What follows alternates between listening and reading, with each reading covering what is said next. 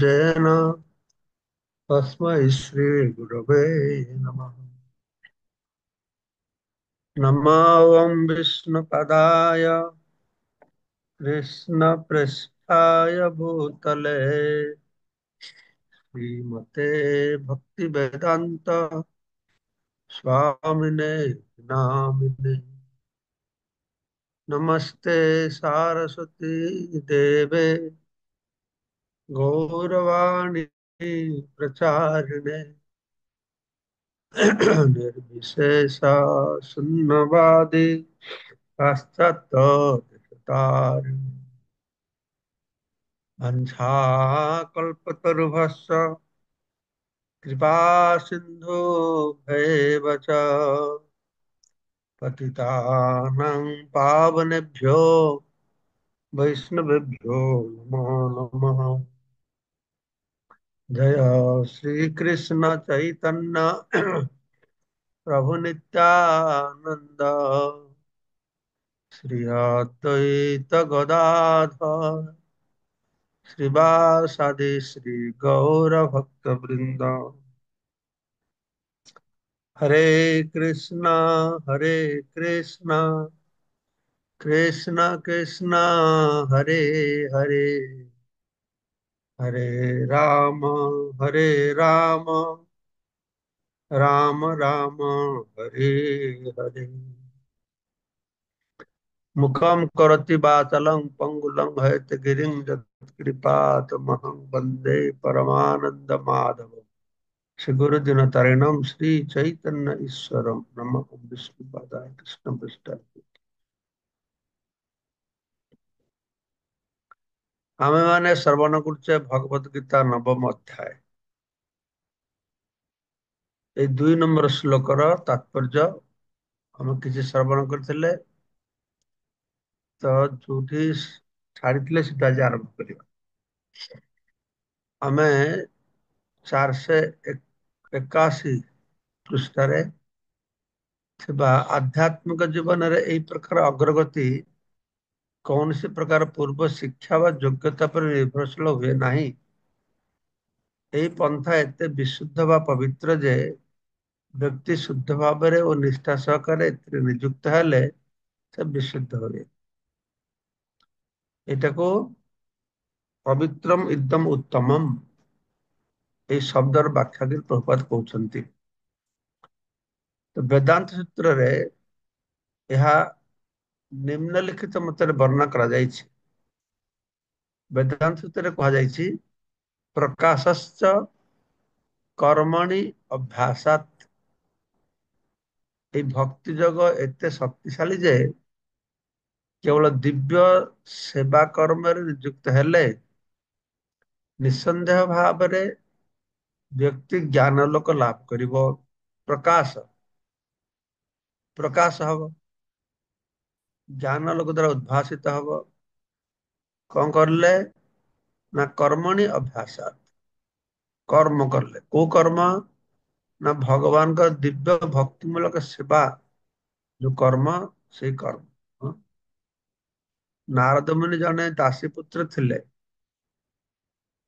ତାଙ୍କର କୌଣସି ଶିକ୍ଷା ଦୀକ୍ଷା ନଥିଲା କି ସେ ଉଚ୍ଚ ପରିବାର ଜନ୍ମ ହୋଇନଥିଲେ, କିନ୍ତୁ ତାଙ୍କ ମାତା ଯେତେବେଳେ ବିଶିଷ୍ଟ ଭକ୍ତମାନଙ୍କ ସେବାରେ ନିଯୁକ୍ତ ଥିଲେ, ନାରଦ ମଧ୍ୟ ସେମାନଙ୍କ ସେବାରେ ନିଯୁକ୍ତ ହୋଇଗଲେ ଏବଂ ବେଳେ ବେଳେ ତାଙ୍କ ମାଙ୍କ ଅନୁପସ୍ଥିତିରେ ସେ ନିଜେ ଭକ୍ତମାନଙ୍କ ସେବା କରୁଥିଲେ।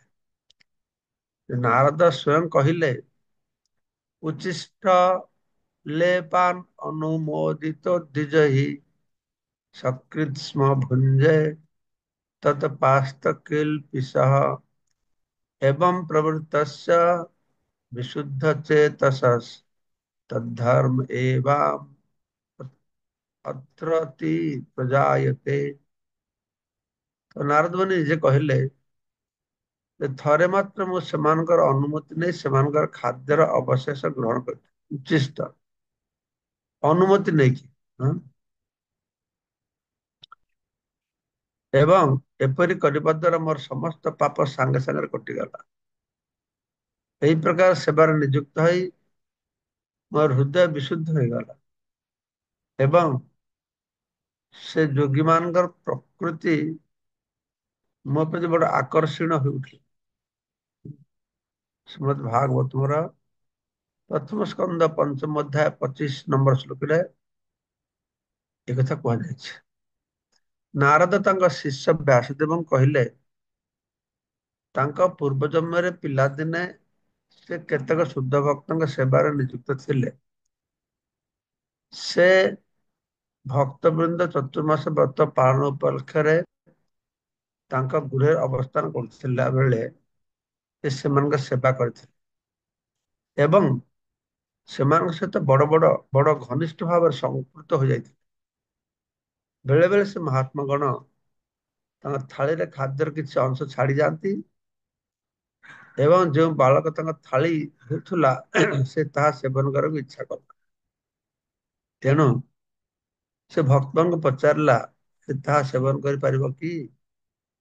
ଭକ୍ତମାନେ ତାହା ସେବନ କରିବାକୁ ଅନୁମତି ଦେଲେ। ତତ୍ପରେ ନାରଦ ସେମାନଙ୍କୁ ଉଚ୍ଛିଷ୍ଟ ସେବନ କରିଲେ। ନାରଦ ପୂର୍ବ ଜନ୍ମର କଥା ଏଟା, ଯେତେବେଳେ ସେ ଦାସୀପୁତ୍ର ହିସାବରେ ଥିଲେ, ଯାହା ଘରେ ସେ ଦାସୀପୁତ୍ର ଥିଲେ ସେଇ ଘରକୁ ମୁନି ଋଷି ମାନେ ଆସିଥିଲେ ଚତୁର୍ମାସ ବ୍ରତ ପାଇଁ କି ତାଙ୍କର ଉଚ୍ଛିଷ୍ଟ ସେବନ କଲେ। ଫଳସ୍ୱରୂପ ସମସ୍ତ ପ୍ରକାର ପାପ କର୍ମର ପ୍ରତିକ୍ରିୟାରୁ ମୁକ୍ତ ହେଇଗଲେ। ସେ ଏହିପରି କ୍ରମାଗତ ଉଚ୍ଛିଷ୍ଟ ସେବନ କରି କ୍ରମଶଃ ଶୁଦ୍ଧ ଭକ୍ତଙ୍କ ତୁଲ୍ୟ ବିଶୁଦ୍ଧ ହୃଦୟ ହେଇଗଲେ। ଶୁଦ୍ଧ ଭକ୍ତର ଉଚ୍ଛିଷ୍ଟ ତିନିଟା ଜିନିଷ କୁହାଯାଉଛି। ହଁ, ଭକ୍ତ ଭୁକ୍ତ ଅବଶେଷ, ଭକ୍ତ ଚରଣ ଧୂଲି ପଦ ଧୂଲି, ভক্ত পদ ধৌত জল, এই তিন ভক্তিতে দে মহাবল। ଭକ୍ତିର একটা ଟନିକ କୁହାଯାଉଛି। ଏ ତିନିଟା ଟନିକ, ଭକ୍ତ ଚରଣ ଧୂଳି, ଭକ୍ତ ଶରଣ ଧୌତ ଜଳ, ଭକ୍ତ ଭୁକ୍ତାବଶେଷ। ଏଇ ତିନିଟା ଜିନିଷ ସାଧାରଣ ଜଗତରେ ବା ଅନ୍ୟ ଧର୍ମର ଲୋକମାନଙ୍କ ପାଇଁ କି ଅଦ୍ଭୁତ ଅଟେ। କାହା ଗୋଡ ଧୋଇକି ପାଣି ପିଇବା, କାହା ଗୋଡ ଧୂଳି ଦେଇକି ମୁଣ୍ଡରେ ଲଗେଇବା, କିଏ ଖାଇକି ଗଲେ ତା ଅଇଁଠା ଖାଇବା, ଏଗୁଡାକ ଅନ୍ୟ ସମସ୍ତ ଶୁଣିଲେ ହସିବେ।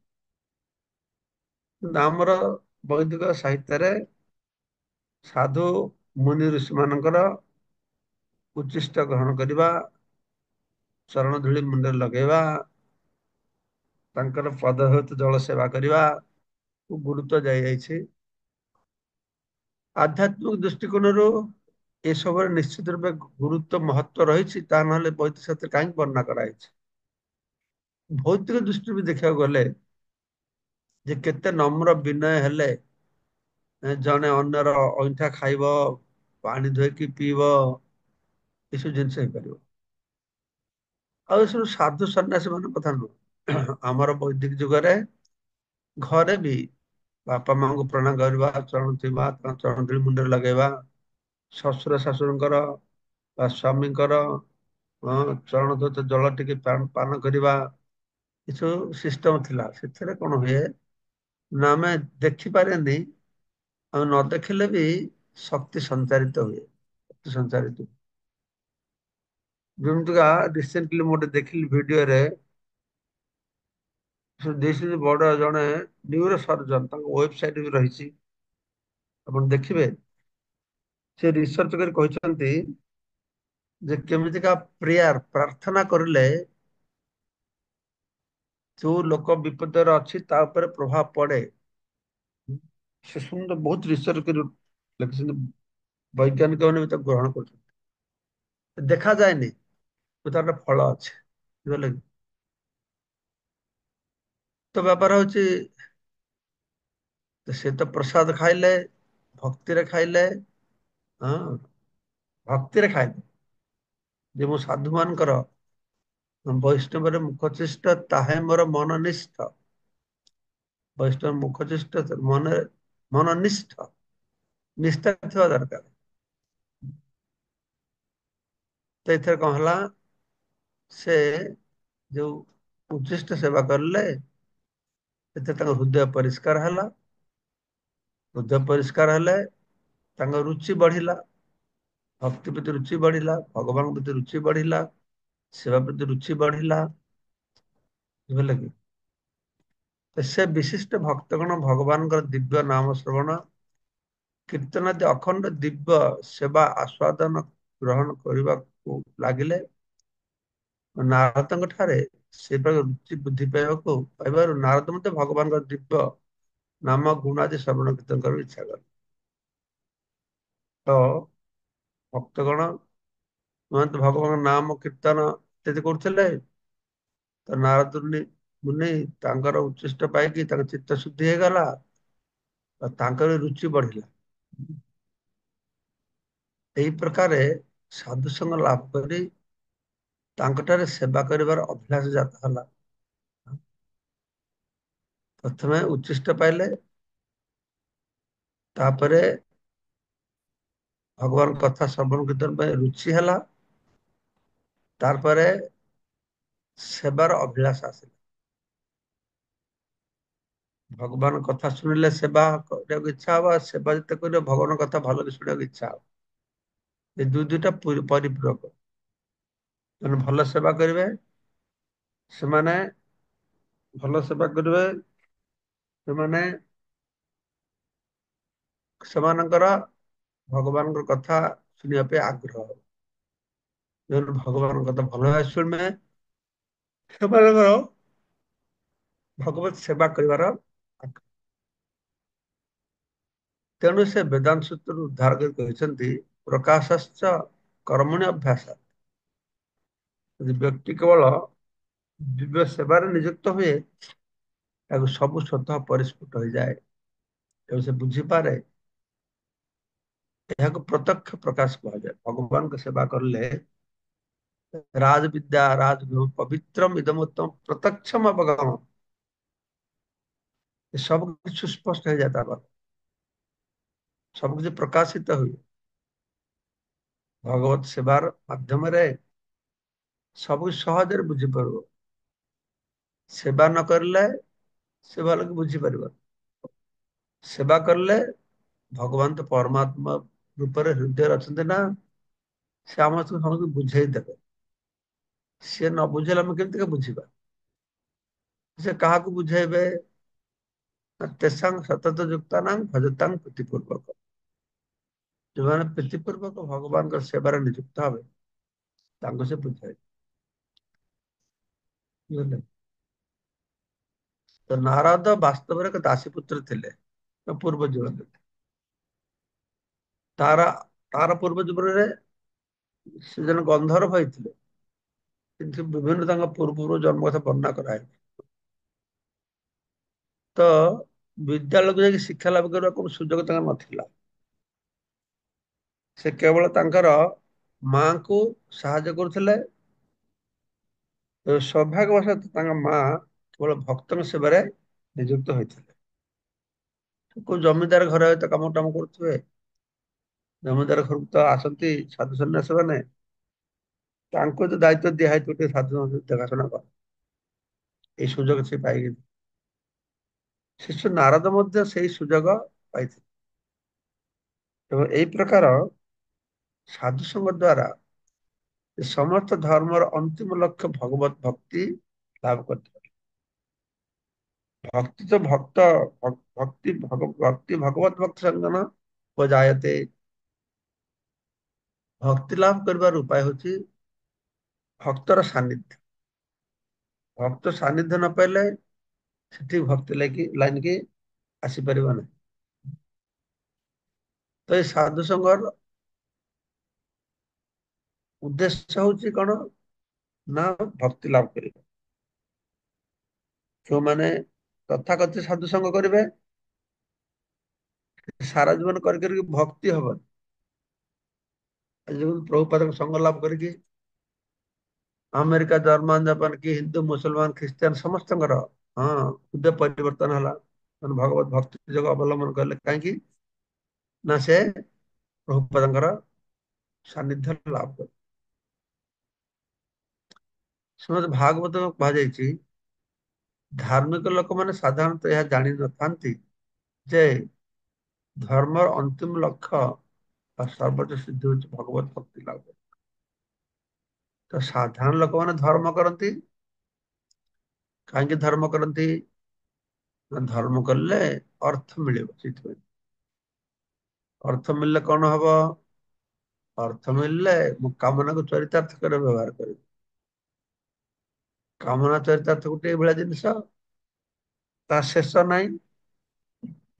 କେବେ ହେଲେ ଶାନ୍ତି ପାଇବନି, ଆଉ ଲାଗିବ, ଆଉ ଲାଗିବ, ଆଉ ଲାଗିବ। ଆଉ ନ ପାଇଲେ କ୍ରୋଧ ଜାତ ହବ। ତ ଯାହାର ଟିକେ ବୁଦ୍ଧି ଉଦୟ ହେଇଛି, ସଦ୍ବୁଦ୍ଧି, ଏସବୁ ଦେଖିକି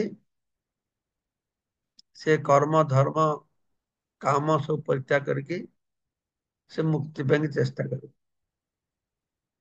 ସେଥିପାଇଁ ଭାଗବତରେ କୁହାଯାଇଛି ଧର୍ମ ପ୍ରଜିତ କୈତବତ୍ର ପରମ ନିବୃତ୍ତ। ଏପରି ଧର୍ମକୁ ତ୍ୟାଗ କର, ଏ ଚିଟିଂ ଧର୍ମ। ତାହେଲେ ଅସଲ ଧର୍ମ କି? ଧର୍ମ ସେ ଅପବର୍ଗ ସ୍ନାର୍ଥ ଅର୍ଥ ଉପକୃତ। ଧର୍ମର ଉଦ୍ଦେଶ୍ୟ ହଉଛି ଅନ୍ତିମ ମୁକ୍ତି, ହଁ, ଲାଭ କରିବା, ଆତ୍ୟନ୍ତିକ ମୁକ୍ତି ଲାଭ କରିବା। ତ ସାଧାରଣତଃ ଆତ୍ମ ଅନୁଭୂତି ଲାଭର ପନ୍ଥା କଣ? ତା ହୃଦୟଙ୍ଗମ ତ ବୈଦିକ ଜ୍ଞାନ ଦରକାର। କିଛି ଜ୍ଞାନ ଦରକାର, ନହେଲେ ଆତ୍ମ ଉପଲବ୍ଧି କରିବେ। କିନ୍ତୁ ଏଠାରେ ଯଦିଓ ନାରଦ ବୈଦିକ ଲାଭ କରିନଥିଲେ, ତଥାପି ସେ ବୈଦିକ ଶିକ୍ଷାରେ ସର୍ବୋଚ୍ଚ ପରିଣାମ ଲାଭ କଲେ। ଆତ୍ମଜ୍ଞାନ ପାଇଁ ଜ୍ଞାନର ଲାଭ କେମିତି? ଗ୍ରନ୍ଥ ଅଧ୍ୟୟନ କଲେ ହବ। କିନ୍ତୁ ନାରଦଙ୍କ ପୂର୍ବ ଜନ୍ମରେ ଦାସୀପୁତ୍ର ଥିଲେ, ଗ୍ରନ୍ଥ ଅଧ୍ୟୟନ ସୁଯୋଗ ଥିଲା, ସାଧୁଙ୍କ ପ୍ରସାଦ ପାଇଲେ, ବାସ୍ ସେଥିରେ ତାଙ୍କର ସଦ୍ଜ୍ଞାନର ଉଦୟ ହେଇଗଲା। ତେଣୁ ଭକ୍ତିଯୋଗ ମାର୍ଗ ପନ୍ଥା ଏତେ ସୁଫଳପ୍ରଦ ଶକ୍ତିଶାଳୀ ଯେ ଯେ ବ୍ୟକ୍ତି ନିୟମିତ ରୂପରେ କୌଣସି ଧର୍ମନୀତି ପାଳନ ନ କଲେ ସୁଦ୍ଧା ସେ ଜୀବନରେ ଆଧ୍ୟାତ୍ମିକ ମାର୍ଗରେ ଉଚ୍ଚତର ସ୍ତରକୁ ଉନ୍ନତି ହୋଇପାରିବ। ସେ କହୁଛନ୍ତି ଯେ ଜଣେ ଭଲ ଧର୍ମ ପାଳନ କରୁଛି କିନ୍ତୁ ଭଗବତ ଭକ୍ତି କରୁନି, ତାହେଲେ କଣ ଲାଭ ଅଛି? କିନ୍ତୁ କିଏ ଅଛି ଧର୍ମ ଭଲ କରିପାରୁନି କିନ୍ତୁ ଭଗବାନଙ୍କ ପ୍ରତି ଦୃଢ ନିଷ୍ଠା ଅଛି, ତାହେଲେ ସେତେ କିଛି ତାର ଲସ୍ ନାହିଁ। ସେଥିପାଇଁ କି ହଉଛି ଭଗବତ ଭକ୍ତିଟା ହଉଛି ସବୁଠୁ ନିରାପଦ। ସେ କଣ ଧର୍ମ ପାଳନ ନ କଲେ ସୁଦ୍ଧା ଜୀବନର ଆଧ୍ୟାତ୍ମିକ ମାର୍ଗରେ ଉଚ୍ଚତମ ସ୍ତରକୁ ଲାଭ କରିପାରେ। ଏହା କିପରି ସମ୍ଭବପର? ଏହା ମଧ୍ୟ ବୈଦିକ ସାହିତ୍ୟ ସ୍ୱୀକୃତ ହେଇଛି ଯେ ଆଚାର୍ଯ୍ୟବାନ ପୁରୁଷ ବେଦ, ଅର୍ଥାତ୍ ଯେ ବିଶିଷ୍ଟ ଆଚାର୍ଯ୍ୟଙ୍କ ସଙ୍ଗ ଲାଭ କରିଥାଏ, ସେ ଶିକ୍ଷିତ ନ ହୋଇଥିଲେ ସୁଦ୍ଧା, ବେଦ ଅଧ୍ୟୟନ ନ କରିଥିଲେ ସୁଦ୍ଧା, ଆତ୍ମ ଅନୁଭୂତି ଲାଭ ନିମିତ୍ତ ଯେଉଁ ଜ୍ଞାନ ଆବଶ୍ୟକ ତାହାକୁ ପ୍ରାପ୍ତ ହୋଇପାରେ। ଆମେ ଦେଖୁଛେ ଆମର ହଜାର ହଜାର ଭକ୍ତ ବେଶୀ ପଢାଶୁଣା ନ କରିଥିଲେ ବି, ବେଦ ଅଧ୍ୟୟନ ନ କରିଥିଲେ ବି, ସେମାନେ ଆତ୍ମ ଅନୁଭୂତି ଲାଭ କରୁଛନ୍ତି, ଅର୍ଥାତ ଏଇଟା ବୁଝିପାରୁଛନ୍ତି ମୋ ଦେହ ନୁହଁ, ମୋ ଚିନ୍ମୟ ଆତ୍ମା, ଆଉ ଭଗବାନଙ୍କ ସେବାରେ ନିଯୁକ୍ତ ଅଛନ୍ତି।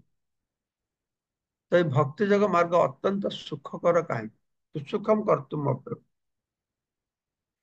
ପ୍ରଭୁପାଦ ପ୍ରତିଟି ଶବ୍ଦ ତାଙ୍କ ତାତ୍ପର୍ଯ୍ୟ ମାଧ୍ୟମରେ ବୁଝିବାକୁ ଚେଷ୍ଟା କରୁଛନ୍ତି। এই ভক্তি যোগ মার্গের শ্রবণম কীর্তনম বিষ্ণু স্মরণম আদি আছে, পাদ সেবনম বন্দনম সক্ষম দাস্যম আত্মনিবেদনম, নববিধা ভক্তি রয়েছে। ভক্তি যোগের 9টি অঙ্গ। ইতি পুংসার্পিতা বিষ্ণু ভক্তি চেতন অবলক্ষণ। এই নববিধা ভক্তি মাধ্যমে ভগবানଙ୍କୁ ଉପାସନା କରାଯାଉ। ତେଣୁ ବ୍ୟକ୍ତି କେବଳ ଭଗବାନଙ୍କର ଦିବ୍ୟ ନାମ ଓ ଗୁଣ କୀର୍ତ୍ତନ ଶ୍ରବଣ କରିପାରେ କିମ୍ବା ଉପଯୁକ୍ତ ଆଚାର୍ଯ୍ୟଙ୍କ ଦ୍ୱାରା ପ୍ରଦତ୍ତ ପ୍ରବଚନ ଭଗବତ ବିଜ୍ଞାନ ଉପରେ ପ୍ରବଚନ ଶ୍ରବଣ କରିପାରେ।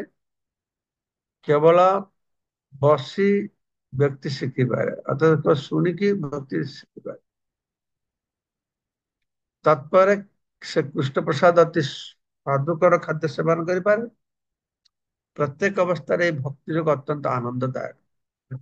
ହରି କଥା ଶୁଣ, ହରି କୀର୍ତ୍ତନ କର, ପ୍ରସାଦ ପାଅ, ନାଚ ଗାଅ, ଆନନ୍ଦ ନା। ଅତ୍ୟନ୍ତ ଦରିଦ୍ର ଅବସ୍ଥାରେ ବି ବ୍ୟକ୍ତି ଭଗବାନଙ୍କ ସେବା କରିପାରିବ।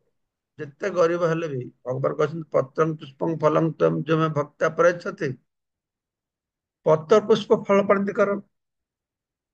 ଶୁଣି ଭଗତ ଶିଷ୍ୟରେ କହୁଛନ୍ତି ମାଂ ନମସ୍କୁରୁ, ମୁଁ ତାହେଲେ ନମସ୍କାର ତ କର। ହଁ, ଯାହା ମିଳିଲା ପତ୍ର ପୁଷ୍ପ ଫଳ ପାଣି ଯାହା କିଛି ଭକ୍ତକୁ ମିଳିଲା ତାହା ସେ ଭକ୍ତି ଭଗବାନଙ୍କୁ ଅର୍ପଣ କରିବ। ଭଗବାନ ଅତ୍ୟନ୍ତ ଆନନ୍ଦରେ ତାକୁ ଗ୍ରହଣ କରିବେ। ଯେକୌଣସି ବ୍ୟକ୍ତି ସମାଜର ଯେକୌଣସି ସ୍ତରରେ ଥାଉ ନା କାହିଁକି କିଛି ଯାଏ ଆସେ ନାହିଁ। ସେ ଭକ୍ତିରେ ପତ୍ର ପୁଷ୍ପ ଫଳ ଆଦି ଯାହା କିଛି ଅର୍ପଣ କଲେ ଭଗବାନ ଅତି ଆନନ୍ଦରେ ତାହା ଗ୍ରହଣ କରିବେ। ଇତିହାସରେ ଏହି ପ୍ରକାର ଅନେକ ଉଦାହରଣ ରହିଛି। ଭଗବାନଙ୍କ ପାଦ ପଦ୍ମ ଅର୍ପିତ କେବଳ ତୁଳସୀ ପତ୍ର ସେବନ କରି ସନତ କୁମାରଙ୍କ ପରି ସାଧୁ ବିଶିଷ୍ଟ ଭକ୍ତ ଥାନ୍ତି। ତେଣୁ ଏହି ଭକ୍ତି ଯୋଗ ମାର୍ଗ ଅତି ସୁନ୍ଦର ଏବଂ ଏହା ଖୁବ ଆନନ୍ଦରେ ଆଚରଣ କରାଯାଇପାରେ। ସୁସୁଖମ କର୍ତ୍ତୁମ ଅଭୟମ୍, ଆଚରଣ କରିବାକୁ ଖୁବ ଆନନ୍ଦମୟ, ସୁଖକର। ଜ୍ଞାନୀ ଯୋଗୀଙ୍କ ଭଳି ଏତେ କଷ୍ଟ କରିବାକୁ ପଡିବନି। ଭଗବାନ କେବଳ ଶୁଦ୍ଧ ଭକ୍ତ ହୃଦୟ ଶୁଦ୍ଧ ହୃଦୟର ଭକ୍ତି ଭାବକୁ ଯେଉଁ ଭାବେ ତଦ୍ବୁଦ୍ଧ ହୋଇ ଉଦ୍ବୁଦ୍ଧ ହୋଇ ଏଁ, ଯେଉଁ ଭାବରେ ଉଦ୍ବୁଦ୍ଧ ହୋଇ ତୁମେ ଭଗବାନଙ୍କୁ କୌଣସି ପଦାର୍ଥ ଅର୍ପଣ କର, ସେଟା ଭଗବାନ କଣ କରନ୍ତି ନା ଗ୍ରହଣ କରନ୍ତି।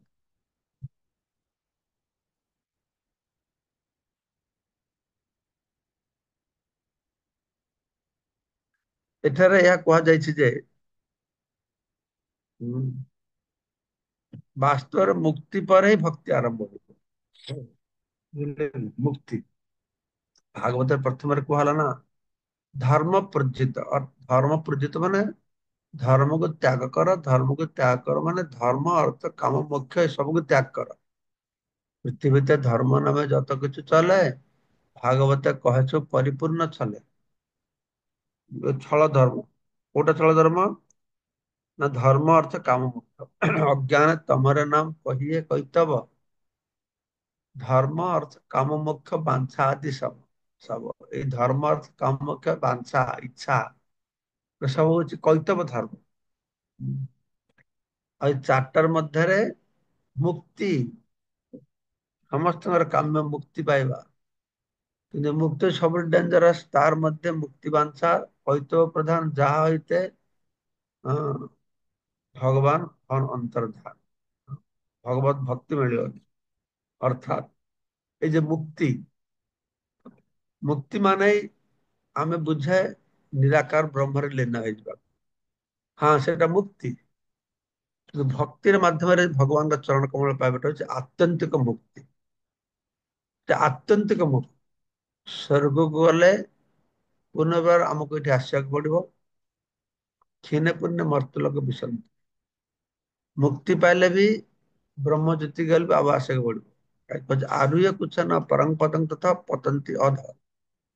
କିନ୍ତୁ ଭଗବାନଙ୍କ ଚରଣ ଲାଭ କରିଲେ ଭଗବାନ କହୁଛନ୍ତି ମାମ୍ ଉପେତ୍ୟ ତୁ କୌନ୍ତେୟ ପୁନର୍ଜନ୍ମ ନ ବିଦ୍ୟତେ। ଆଉ ପୁନର୍ଜନ୍ମ ହବ ନାହିଁ। ତାମାନେ କଣ ବୁଝାଗଲା? ଧର୍ମ ଅର୍ଥ କାମ ମୋକ୍ଷ ତାର ପରେ ହଉଛି ଭକ୍ତି। ହୁଁ।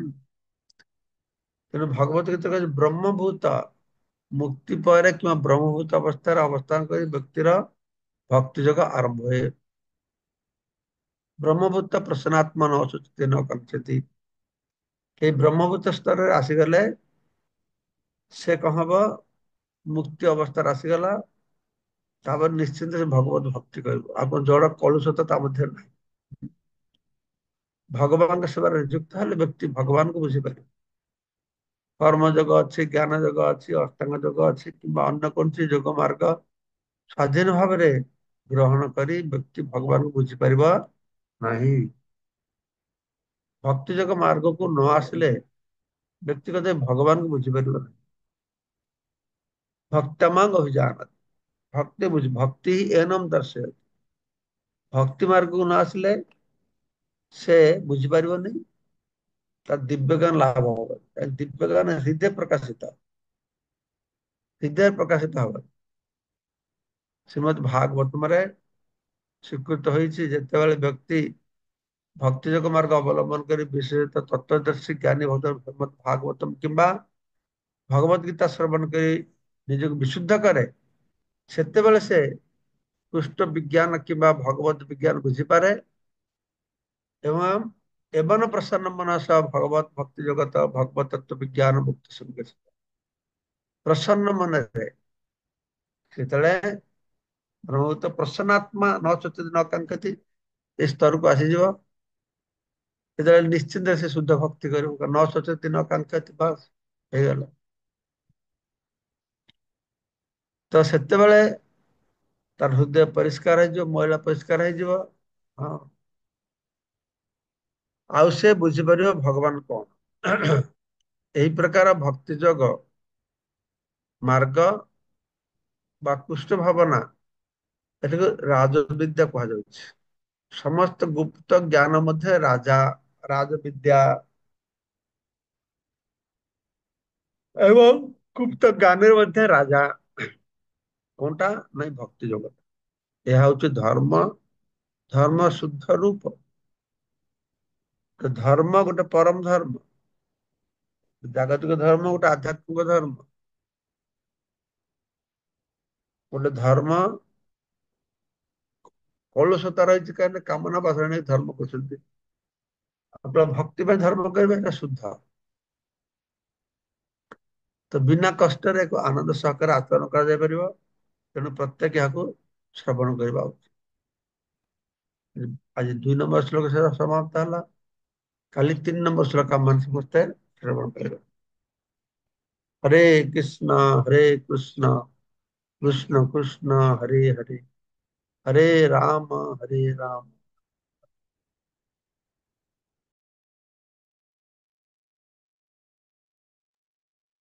1 मिनट 2 मिनट अपेक्षा करो।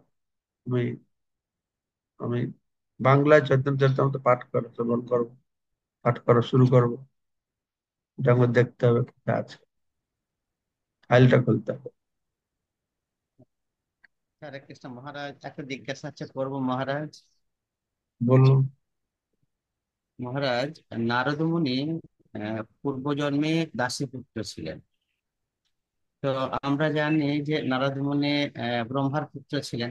তাহলে মহারাজ এইরকম কি হয়েছিল যে নারদ মুনি পূর্বজন্মে দাসপুত্র ছিলেন, চাতুর্মাস্য ব্রতের সময় মহান ভাগবতের সেবা করেছিলেন, উচ্ছিষ্ট পেয়েছিলেন, তারপর তপস্যা করেছিলেন, সেই দেহ ত্যাগ করার পর তিনি কি ব্রহ্মার পুত্র হলেন, না কিরকম মহারাজ? এটা একটু পরিষ্কার করে দিন মহারাজ।